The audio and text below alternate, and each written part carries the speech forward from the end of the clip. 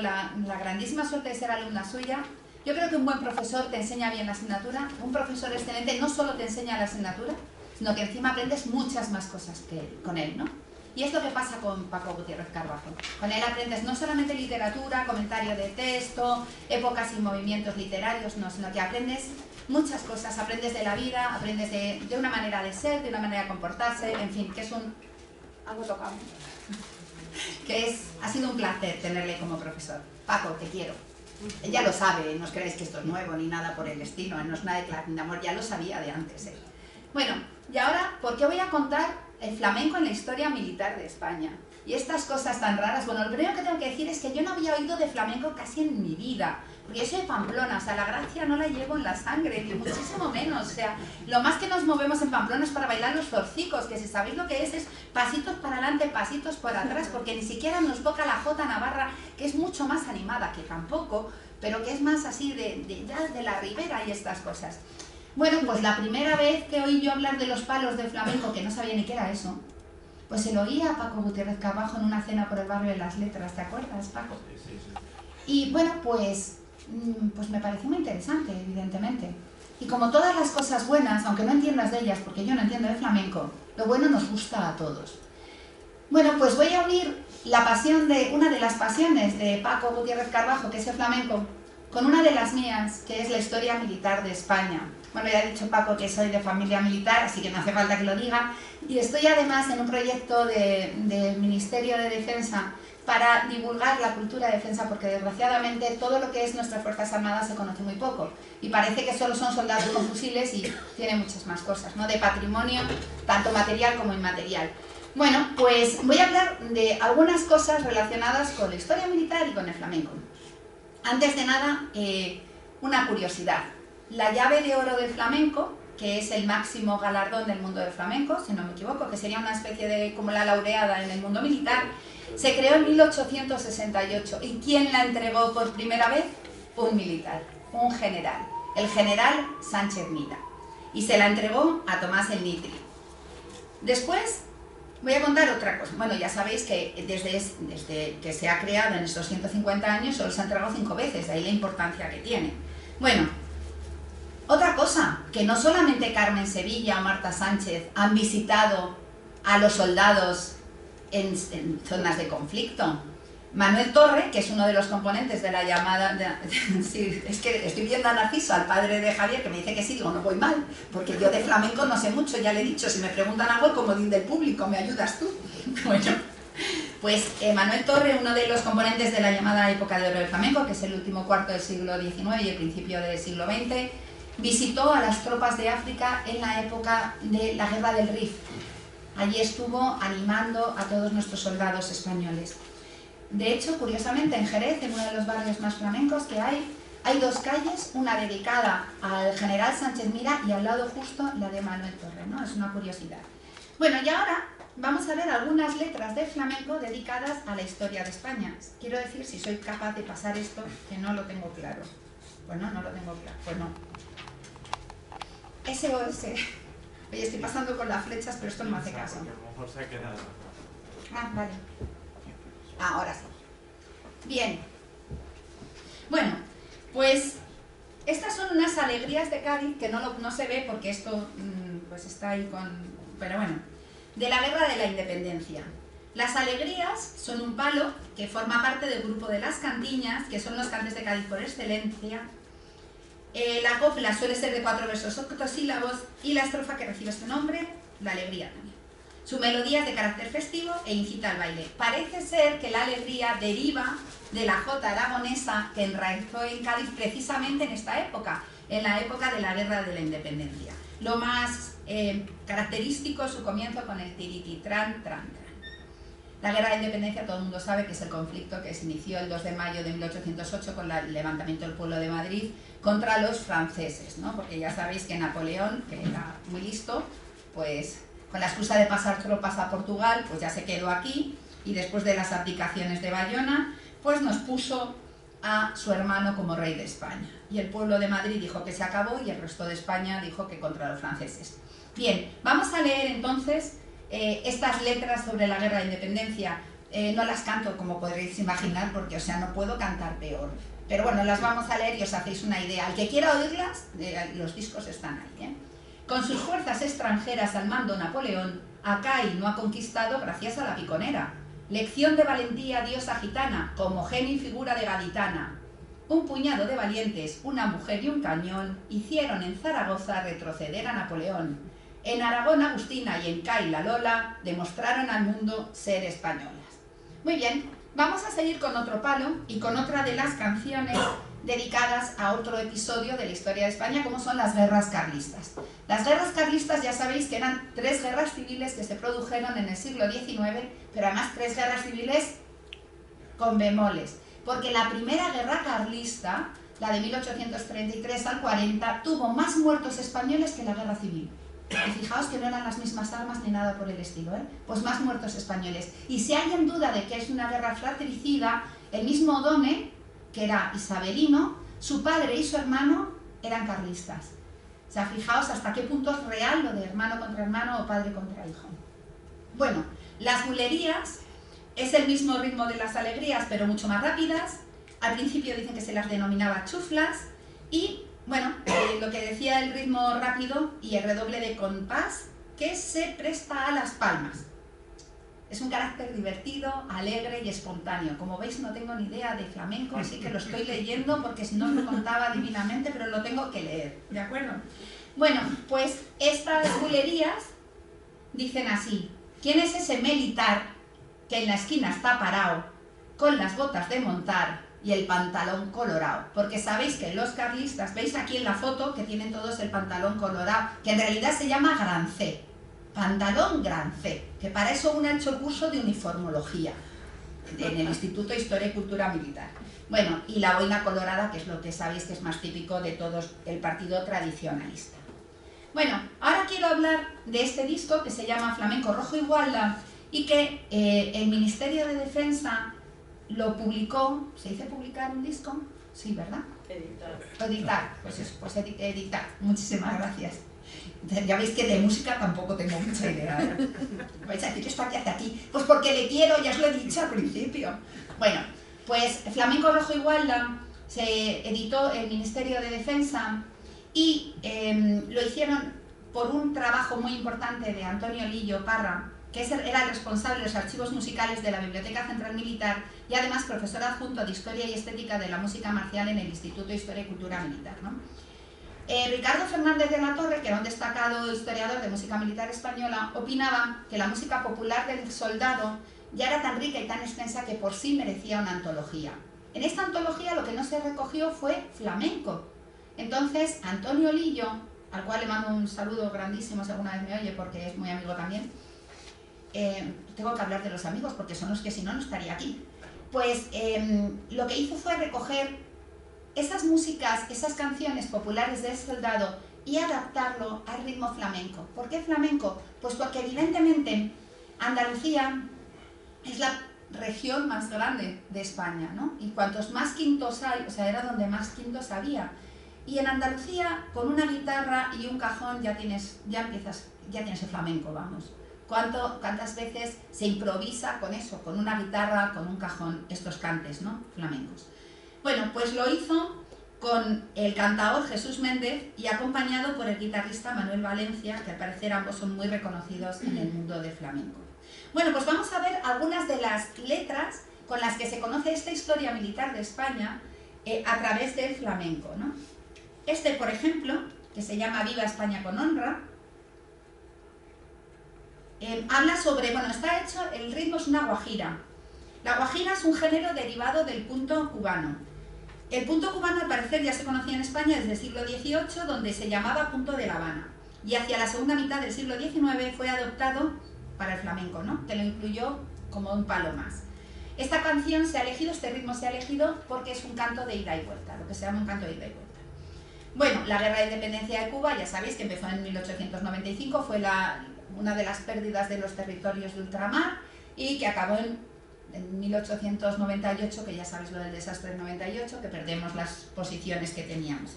Bueno, se inicia en el llamado Grito de Baile en el 95 y allí mi bisabuelo perdió el brazo. estaba ahí combatiendo en Cuba. Es que lo que estamos hablando de la familia militar. Al grito de ¡Viva España! Sobre los muros de esta ciudad, a la ingrata Manigua, 200.000 hombres van a marchar.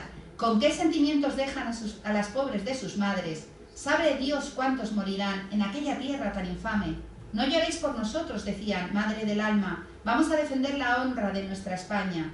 ¡Viva nuestra España! Con honra se oía gritar. En el sordo ruido del ancho mar, yo le vi marchar.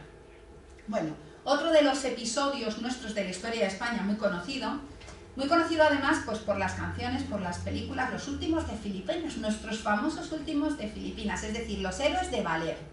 Ya sabéis que el sitio de Valer, del 1 de julio al 2 de junio, bueno, del 1 de julio de 1898 al 2 de junio de 1899 es uno de los episodios más gloriosos de nuestra infantería, ¿no? Allí se quedaron 50 españoles encerrados en la iglesia, que había acabado la guerra y no eran capaces de salir porque no se lo creían. Porque claro, los filipinos decían que se acabó la guerra y ellos decían, nos están engañando, quieren que salgamos.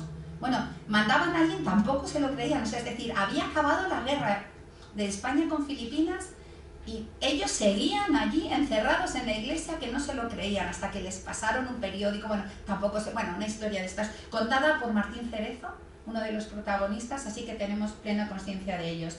En este caso, el palo que es la canción es Las Cantiñas, que son los cantes de Cádiz, ¿no? Es un grupo que se llama Cantes de Cádiz. Bueno, sus coplas son de versos octosílabos, el compás es propio de las alegrías, es decir, una soleá ligera. Vamos a ver la letra. Unos cuantos españoles en el pueblo de Valer les van a tener a raya a 3 estados mayores. Aunque tú no lo sepas, tengo una bala con el nombre grabado de una tagala. Del doble de sitiadores y de 4 veces más, hemos pensado reírnos porque somos los mejores. Ahí. 5.000 filipinos, 50 españoles, una bandera al viento, 4 cañones. 4 cañones, madre, 4 cañones, 5.000 filipinos, 50 españoles. Que quede nuestra gesta grabada y que nos conozcan también por las cosas buenas, que es una pena que todo lo que hemos hecho de la historia militar de España, tan importante como la ayuda a Estados Unidos, y parece que la independencia de los Estados Unidos solo les ayudó Francia. Pues no, señores, nosotros también ayudamos. ¿Cómo vamos? Mal.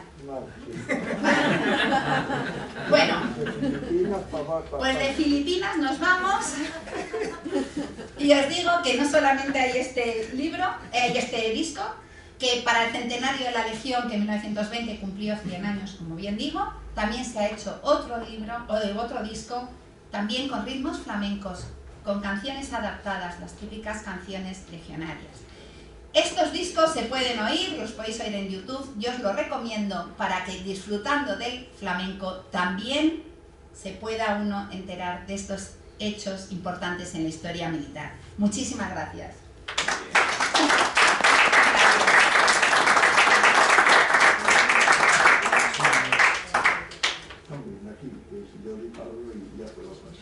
Es este, ¿no? Es este. Sí, sí, es ese.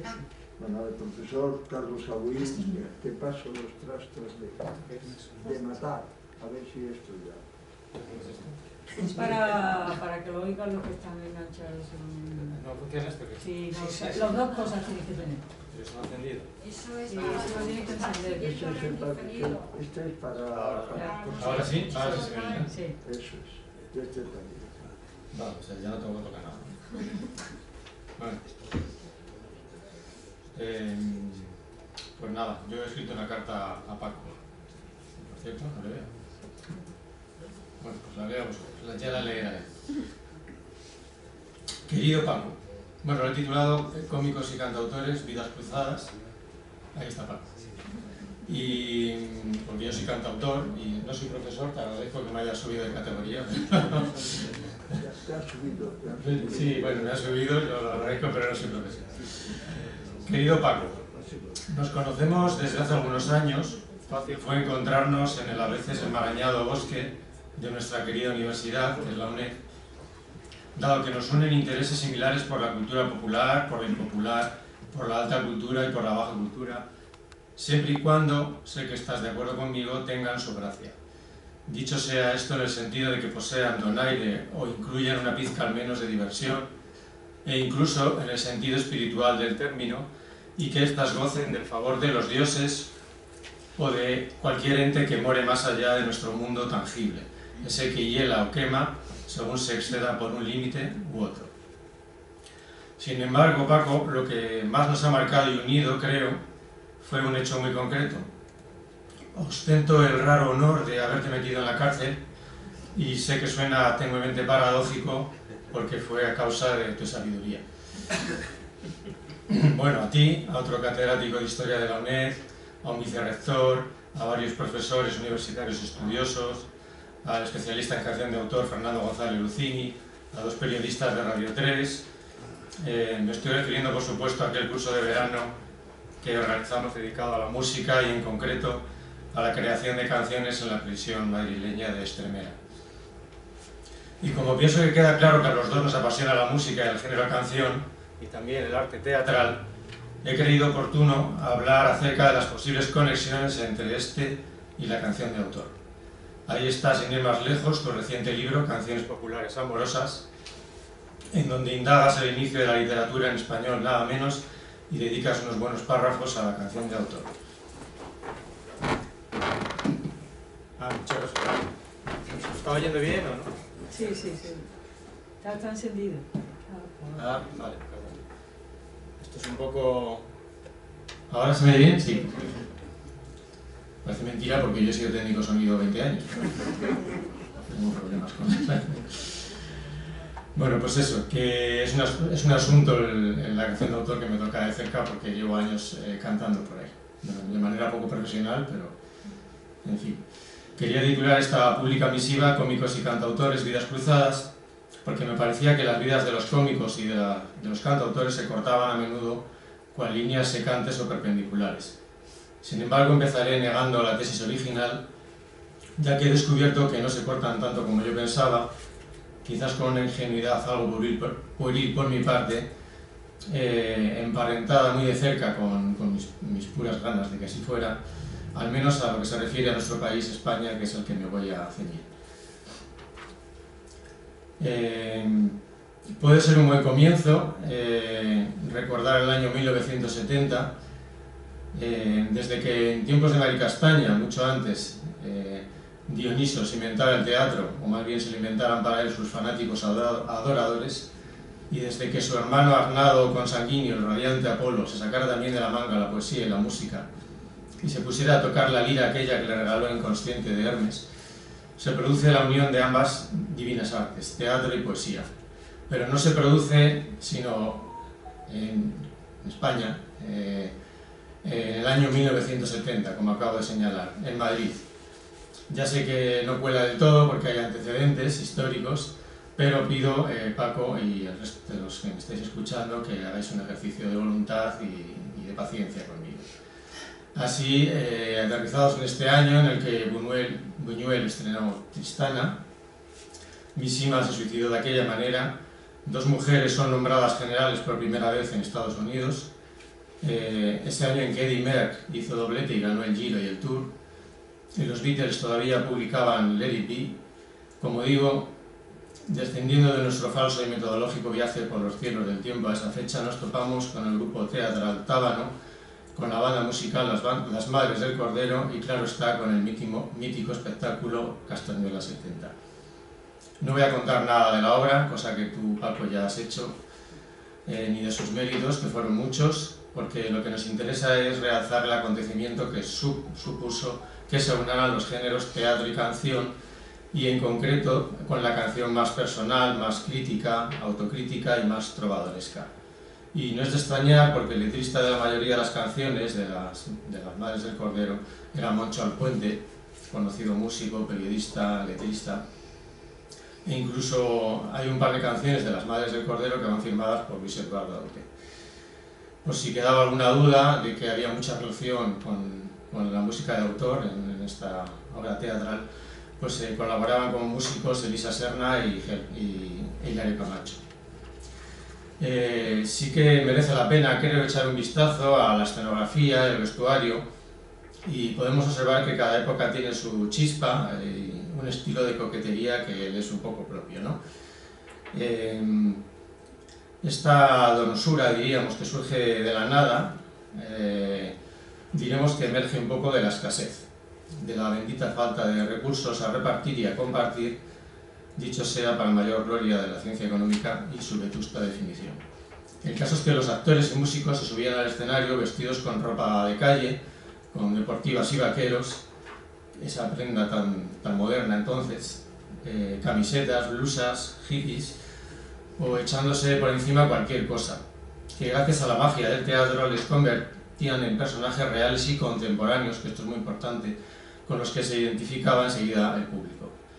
La escena se decoraba con apenas unos paneles infantiles, algunos carteles, pancartas y papeles pintados. Y si nos fijamos en los músicos, dirigidos de manera satírica por Antonio Gómez, la madrastra, parodiaban a las orquestas de la época con un atuendo dual, cubriendo sus torsos con chaquetas elegantes, pero vistiendo de cintura para abajo con pantalón corto y sandalias, como si acabaran de aparcar su audaz Seat 600 y se encontraran recién llegados de una playa de Torremolinos.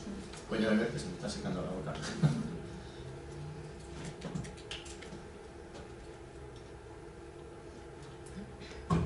Y es que el desaliño, la imperfección molan. Y molan porque, como decía Baudrillard, pero pronunciarlo bien, el filósofo francés, la definición absoluta de la imagen aniquila la fuerza de la ilusión y un arte, un teatro sin ilusión, materializado con excesiva realidad, es apenas nada. Un tedio tan terrible e insulso, me atrevería a decir, como si a la reina chunga de Blancanieves se le quebrara el espejo prodigioso, se aniquilaran sus virtudes taumatúrgicas y ya no pudiera ser ni hechicera, ni mala, ni interesante. Solo nos quedaría la sosa de Blancanieves y su suporífero, nunca mejor dicho, porque se quedó frita al comer la manzana, devaneo con el príncipe azul. Un tipo más simple que cae para abajo. Y eso sí. Pero sigamos, Paco. Afortunadamente todos los espejos son mágicos y los que nos enseñan vestigios de nuestro pasado, más. Y es que los hombres quizás vean en el espejo el fantasma que de hecho son, y los fantasmas supongo que verán el reflejo del hombre que fuera. Espejito, espejito. Bueno, continuaremos fantasmeando y hablaremos que en los años 70 también son los años en que algunos cantautores añaden capa o capas de pintura teatral al lienzo de sus actuaciones. Y me gustaría mencionar a este respecto a Ovidi Montllor, el valenciano, que fue actor de cine y teatro y también cantautor. Utilizaba recursos de ambas cosas para enriquecer sus actuaciones. Ovidi empezó ya desde muy joven a trabajar en grupos de teatro en Alcoy, que era de donde él era originario, y luego ya en Barcelona se vinculó a grupos teatrales independientes e incluso a compañías más tradicionales como la de Uria Espert, que entonces estaba en auge por Yerma de Lorca. La peculiaridad de Ovidi es que cuando cantaba las canciones, él pertinazmente iba vestido de oscuro o de negro, y a menudo pues, delegaba las tareas del acompañamiento musical a algún guitarrista con el fin de poder quedar libre para usar sus gestos faciales, hacía guiños, hacía muecas, y se valía mucho de sus manos, ¿no? Hacía muchos gestos con las manos para ser mímicamente elocuente.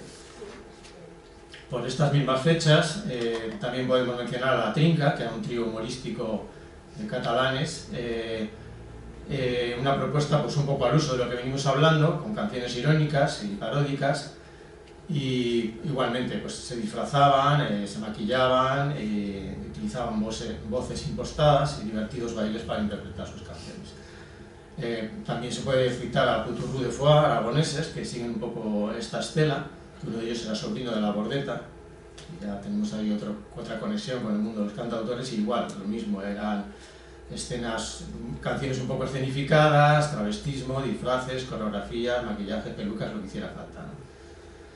Y lleguemos en este caminar a uno de los momentos cumbre que más han cautivado mi alma, y yo creo que la de muchos aficionados a la canción de autor, y que es la aparición del año 81 del disco La Mandrágora.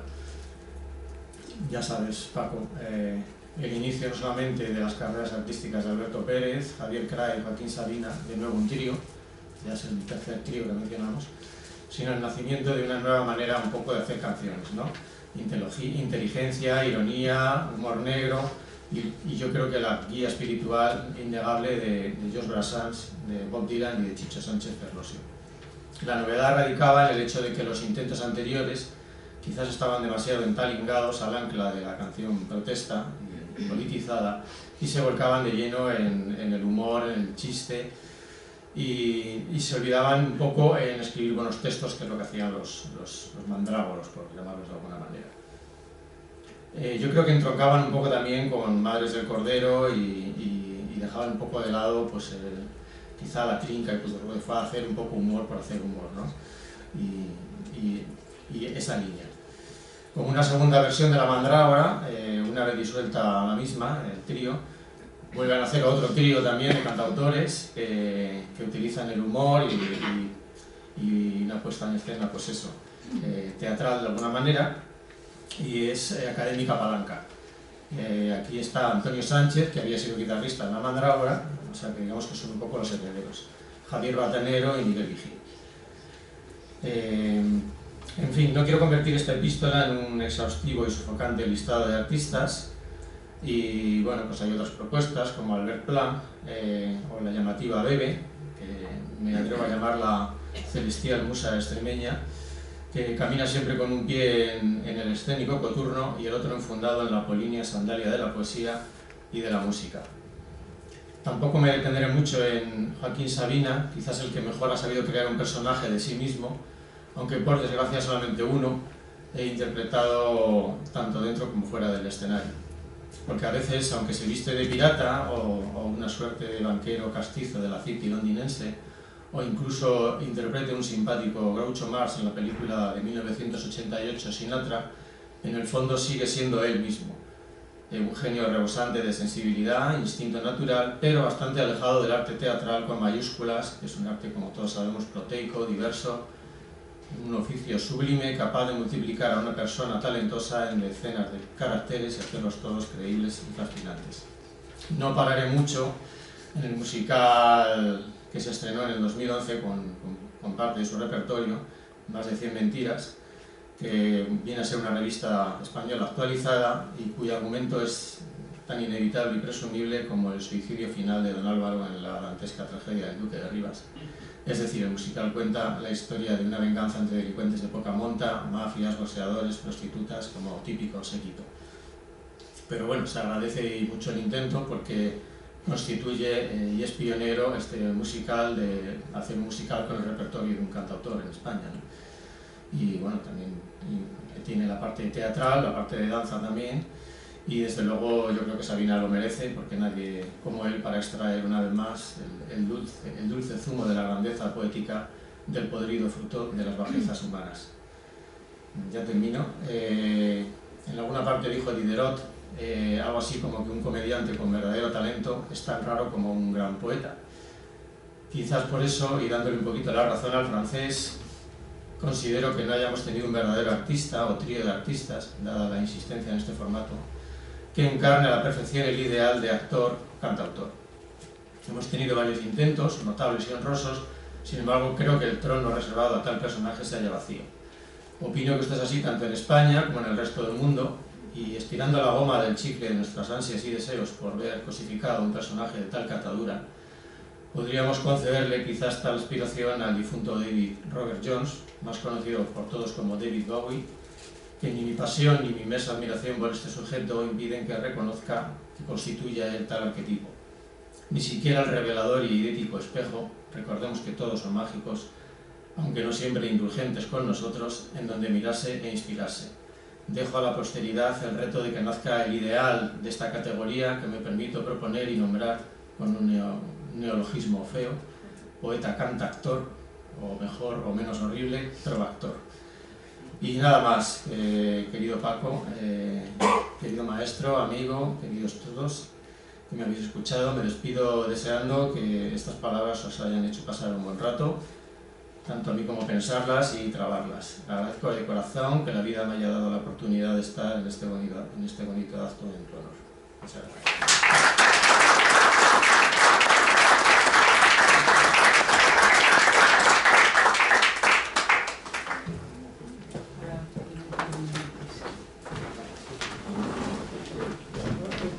Queda cada uno. Ahora entra Carmen Márquez, ¿no? ¿Le das por entrada o cómo? No, la que decías otra. Entra por ahí Carmen Márquez. Yo la presento. Oye, Marga. Marga.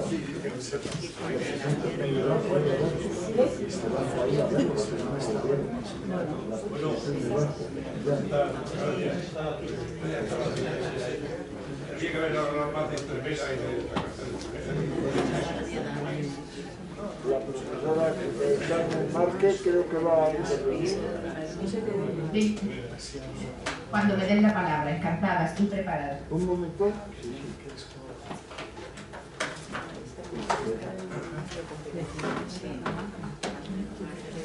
Bueno,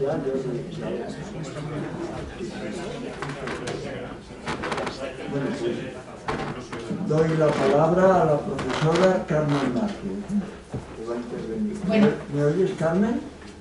Te oigo perfectamente. ¿Ustedes me oyen a mí? Pues te oímos a ti. Estamos contigo. Perfecto. Pues nada, muchas gracias. Bueno, buenos días a todos. Agradezco, por supuesto, a la Fundación Universitaria, a la Universidad Complutense, a ITE, a todos los colegas y las colegas que han propiciado este espacio de encuentro y amistad, como dice el título, en el que podemos reunirnos incluso desde el Atlántico Medio, que es donde yo me encuentro en este momento, para rendir homenaje a un compañero que tanto ha trabajado y sigue haciéndolo por nuestro oficio. Desde luego, poco puedo añadir, aunque hay que hacerlo, a todo lo manifestado ya en los días anteriores sobre el homenajeado, sobre Gutiérrez Carbajo. Como sabemos, tan premiado de saberes que ha sabido compartir con todos con generosidad. Solo en los últimos tiempos he trabajado yo con una cierta cercanía con Paco, pero sí he seguido sus trabajos. Y cuando supe de estas jornadas decidí contribuir modestamente al homenaje con un trabajo sobre el que Paco Gutiérrez Carbajo sabe mucho, el flamenco. Si bien yo me acerco más como degustadora que como conocedora.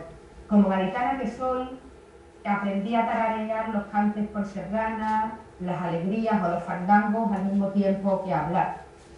Yo que cada Navidad, en lugar de cantar campana sobre campana o alguna otra, cantaba con menos tino que otra cosa, a la vista verde del limón, vamos a cantar. No sigo para que no, que todos los flamencos no se revelen. Bueno, solo desde aquí, desde la degustadora del cante, me voy a acercar a el flamenco que utiliza Salvador Távora, que es otra manera, que es otro flamenco, que es otra manera de utilizarlo. Y bueno, ya va siendo hora de que entre, que llevo un rato a la puerta.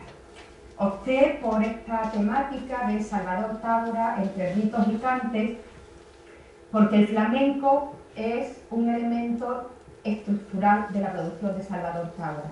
Es fundamental, de tal manera que esto me permitía unir uno de los grandes saberes, dos de los grandes saberes del teatro y el flamenco de Gutiérrez Carbajo para poder hacer una pequeña aportación hoy en este merecido homenaje. Bien, como sabemos, fue en abril de 1972 cuando un joven obrero de la fábrica textil de Itasa, del barrio obrero de Sevilla, el Cerro del Águila, se estrenó Quejío. Y se estrenó Quejío en el Festival de las Naciones, un acontecimiento nada habitual para el teatro español. De hecho, me contó en diversas ocasiones Salvador Távora que fueron en autobús desde Sevilla a París y que tardaron muchísimo en llegar, no ya por la distancia normal, sino porque además iban parando, iban desviándose y parándose en todas partes para que se subieran personas a ese autobús, personas a las que él decía que no conocía en absoluto, el único que las conocía era Perpétuo León. Y en la última parada fue en Barcelona y ya pudieron seguir hasta París. El crítico Jacques Brusseland escribió El Combat hace ahora casi 51 años, porque lo publicó el 26 de abril de 1972, El Combat, que el espectáculo Quejío nada tenía que ver con los textos habituales. Y dice, cito, yo cambiaría muchas literaturas dramáticas por estos gritos y estos silencios. Había comenzado su crítica con las siguientes palabras, y cito: tal autenticidad, tal belleza, tal rigor, tal violencia en la denuncia, tal simplicidad de medios, tal ausencia de pretensiones y de complacencias son excepcionales, y tales momentos de emoción justificarían ellos solos, si hubiese necesidad, el renacimiento del teatro de las naciones.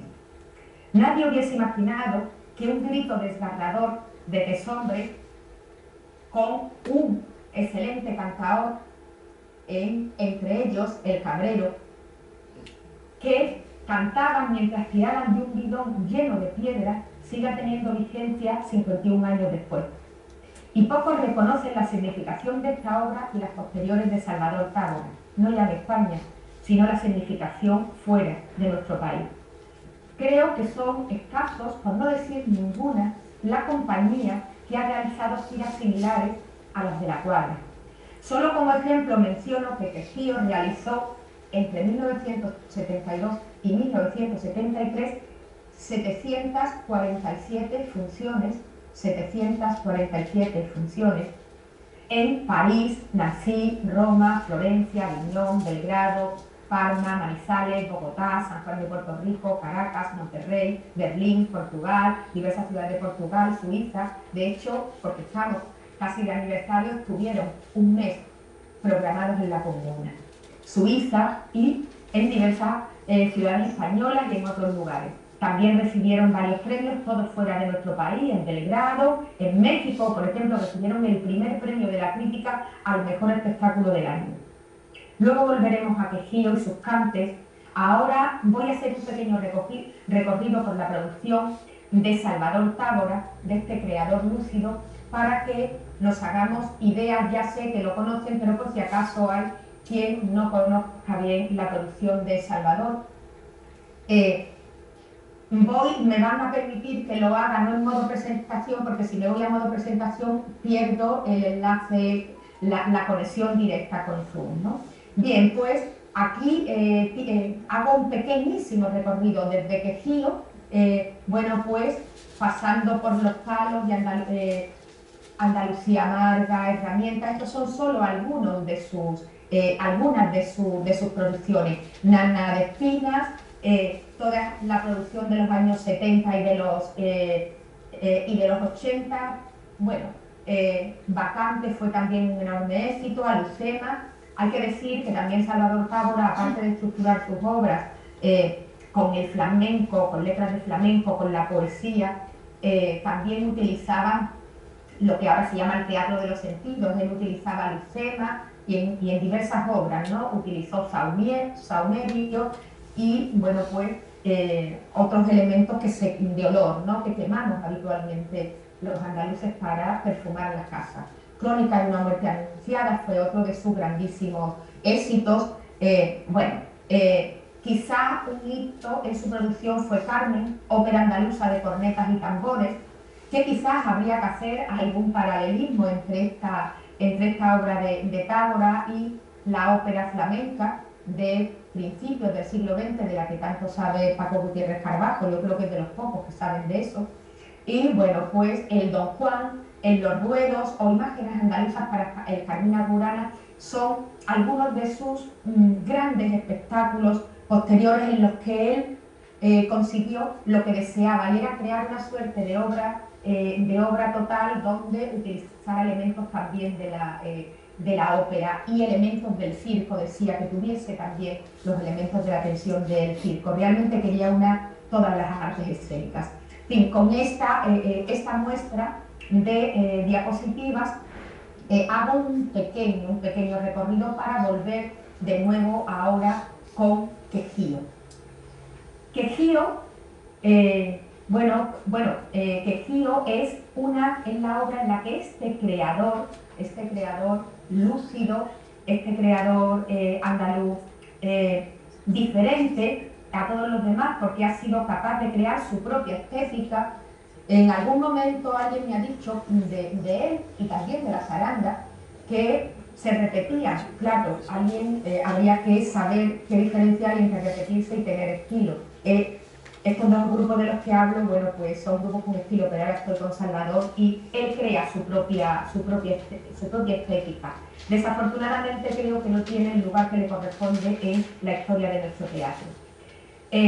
Bueno, quizás él es capaz de crear una estética tan particular porque supo combinar y compaginar como nadie todos sus saberes anteriores. Su saber como obrero, él incluso al final, cuando nadie le sabía construir determinado elemento, determinada pieza que necesitaba para su escenografía, la creaba él mismo aprovechando, bueno, su saber como obrero de tasa. Fue un hombre, sobre todo porque fue soldador, ¿no? en esa fábrica.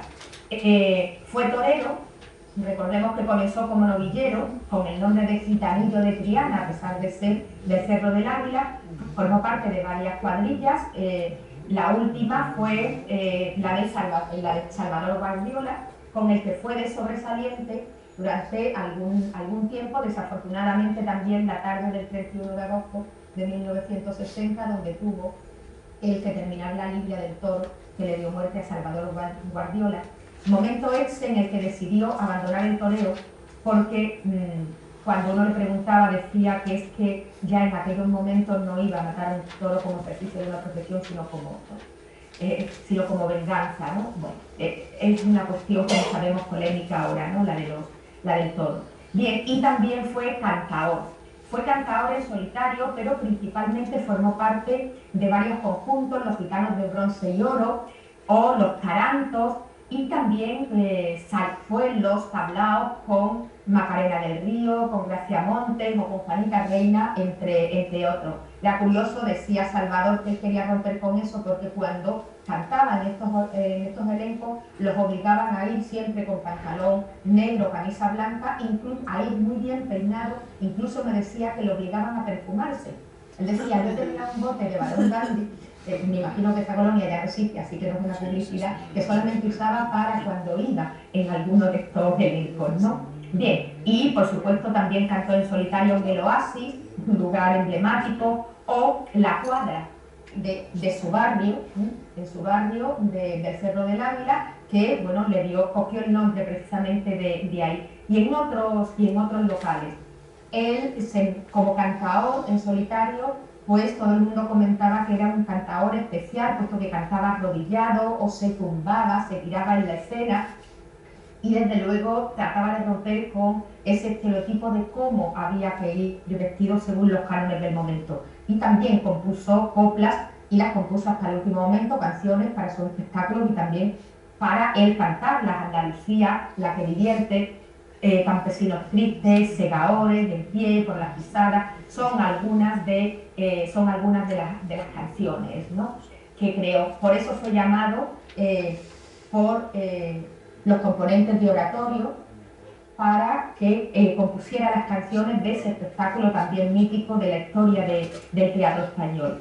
Y precisamente ese hecho, el hecho de que él compusiera sus canciones, de que fuese llamado a componer y también ejecutar y cantar las canciones en oratorio, eso le permitió hacer teatro. Él lo decía siempre cuando llegó a Francia y vio el teatro balinés, vio teatro japonés, vio el teatro de otras realidades, se dio cuenta que eso sí lo podía él hacer, que nada tenía que ver con ese teatro más dramático, como él lo llamaba, un teatro de texto, que a él, bueno, se mantuvo, nunca lo hizo, nunca le interesó como creador, sí como persona del mundo como una persona para formarse, pero no como creador, desde luego. Entonces, ahí fue cuando él consideró que sí, que podía hacer teatro. Y cito, en una entrevista del año 97, dice esto: allí, se refiere a cuando llega a Francia como oratorio, es cuando se abre mi cabeza para pensar que todo aquello que yo tenía acumulado en mis experiencias vivenciales como conocimientos no literarios ajenos al teatro, podían convertirse y elevarse a comunicación teatral.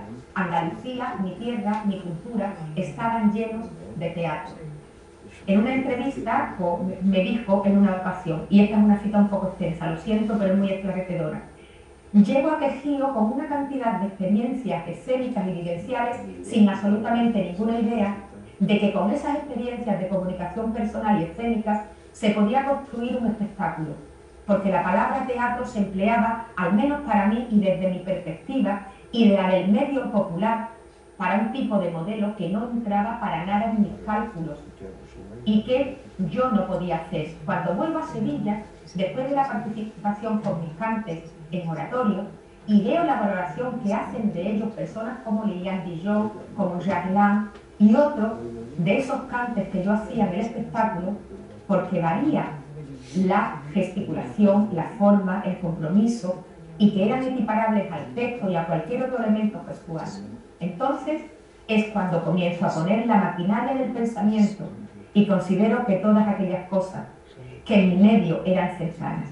Pensé que aquello podía incorporarlo como elementos de teatro dentro de la ritualidad natural de los cantes flamencos que yo sí dominaba. Ideas similares, como sabemos, ha expresado en diversas ocasiones, siempre desde la modestia, también repetida, de que su formación es vital, no académica. Nosotros, dijo en Flamencos y Cronopios en 2015, nosotros intentamos hacer un espectáculo que fuera más allá del flamenco y que analizara, buscara otras formas de expresión que uniera al flamenco.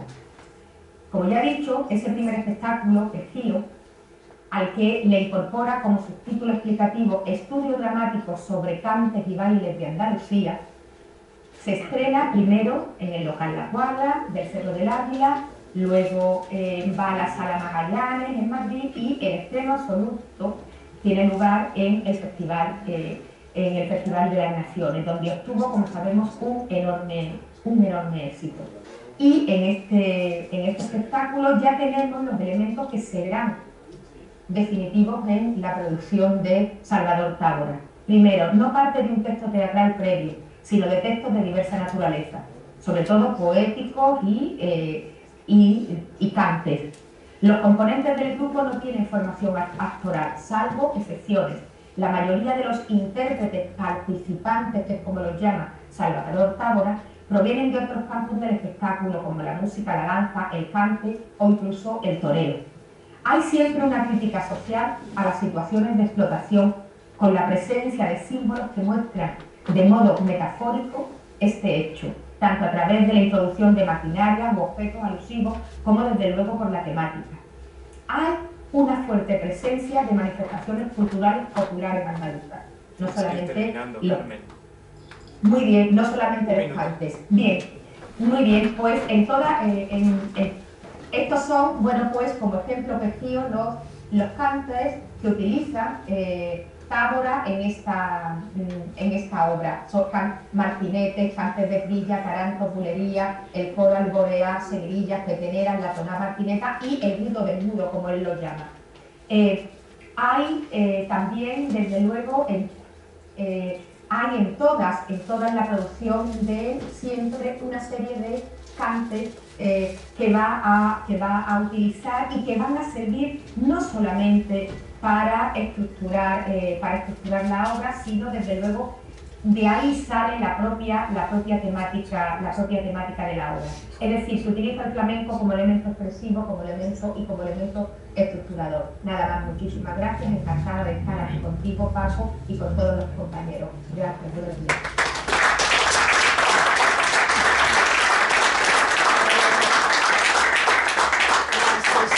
La sesión se va a extender un par de minutos más porque el actor José Pedro Capión y Valerite Echea han mandado un cortito vídeo en homenaje a Paco, que lo han preparado y lo vamos a ver. Muy corto y luego vamos al café. Maestro. Muy bien, no, todo bien.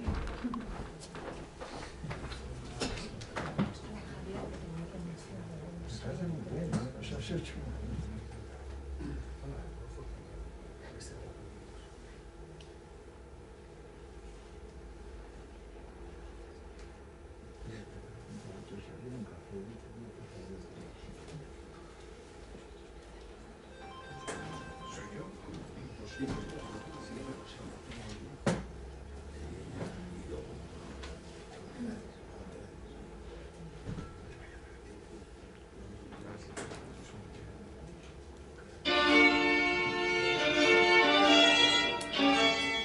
Si pienso en Francisco Gutiérrez Carbajo, su nombre me hace sonreír, síntoma de que es un buen amigo mío. Francisco, que no Paco, que no me gusta su hipacorístico en este caso, que Francisco suena muy requete bien y tiene más ritmo. El apelativo no le va bien, creo yo, porque a este ser ilustrado y eminente, con trazas de hombre inquieto, que conserva en su cara rasgos de niño curioso, aplicado y simpático, con su punto de asombro permanente, algo propio de sabios, se le ve de lejos la bonomía y al tiempo que es persona de mucho carácter. Destila un aire de vividor impenitente con su apunte de sana ironía, de elegante cercanía que salta a la vista, además del derroche de energía y buen humor. Digo, y me quedo corto. A Carbajo, cordial, entrañable, me lo presentó otro gran amigo, Alfonso Vallejo. Y a ambos les tengo asociados en mi recuerdo. Uno no aparece sin el otro en la memoria que me queda sobre los años vividos en el teatro. Desde el primer día me despierta ternura y sorpresa este orfebre de las palabras, este indagador nato, de raza, que diría Alfonso, con un enorme talento para desentrañar misterios y una mirada sagaz e incisiva que escanea lo oculto y revela sentidos inesperados y contundentes. Esta universidad convoca en tu honor estas jornadas internacionales, una oferta oportuna para divulgar el florilegio de tus abundantes creaciones que abarca multitud de temas. Tu curiosidad y estudio me parecen insaciables. Desde el teatro al flamenco se abrirá el abanico de tus ediciones que incluye a un amplísimo número de personas brillantes interesadas en el conocimiento y el arte a las que has dedicado tu mirada penetrante y clarificadora. 3 días para mostrar a este mundo nuestro tu ejemplo luminoso, tu apasionada y laboriosa indagación que hacen de ti un hombre necesario para nutrir nuestro espíritu. Te dan en vida bien merecido reconocimiento público, como se debe, y se dirá de ti lo mejor y más expresivo. Estaremos presentes en la línea contigo desde nuestra isla, y nos alegraremos mucho y mucho tiempo por ello, y sobre todo porque ahí quedan escritos, por ahora, más de 40 libros tuyos para que los que han de venir se enteren de que el que tiene la monedita la puede cambiar. Las cosas que hicimos juntos fueron pocas y sabrosas. Desde aquel pequeño teatro de la transición al inolvidable montacargas, donde representamos varias obras de Vallejo, Cangrejos de pared, monólogo para 6 voces sin sonido, o El Vallejazo, un poemario suyo muy jugoso, has ido pasando por muchas salas y hemos conjugado muchas funciones. Nos propusiste una lectura de tu edición de Panic de Vallejo en el María Guerrero. Viniste a ver Una nueva mujer de Vallejo, dirigida por Val, en el Garaje Lumière, y en el prólogo de Catacumbia, también de Vallejo, dejaste la semilla de nuestro júbilo terminado. Escribimos la obra indagando en el sentido del teatro, y para remate, le hiciste generosamente el enjundioso prólogo. Para siempre quedamos muy agradecidos por hacer tan minucioso detalle de nuestras intenciones. Creo que leer un texto tuyo es también hacer algo juntos. Contigo leo y, debo decírtelo, al poco me paro y me pongo a pensar. Inevitablemente hago el juego de escuchar tu voz como si me hicieras tu propia lectura íntima y privada. O leo y releo un poema tratando de adivinar lo que vas tú a desentrañar, y siempre me sorprendes escrutando nuevos sentidos y dimensiones, convirtiendo en una fiesta el acto de leer, o sea, construir poesía a la limón. Poesía. Un bálsamo contra tanta barbarie. Poesía de la que estás profundamente enamorado. Solo con esa ternura tuya es posible poder descifrar tantos significados. Asombroso. Asombroso y estimulante lo que sabes de las cosas, lo que enseñas del misterio, lo que desvelas de la vida interior de las benditas palabras. Eres un contagiador del entusiasmo, un malabarista del lenguaje, un funambulista espectacular con triple salto mortal en el vacío que produce el ruido y la prisa, dejándonos boquiabiertos. Eres como una especie de martillo que a impulso de tus teclas hieres los hilos enmarañados de nuestra inteligencia y sensibilidad. Siento que con tus palabras escritas eres como un detonador de lo que mejor tenemos las personas. Es tu sensibilidad afinada, afilada y aguda que disecciona lo humano y el amplio conjunto de sus aspectos. Un festín en mitad de la peste. Encuentro... Sí, ya.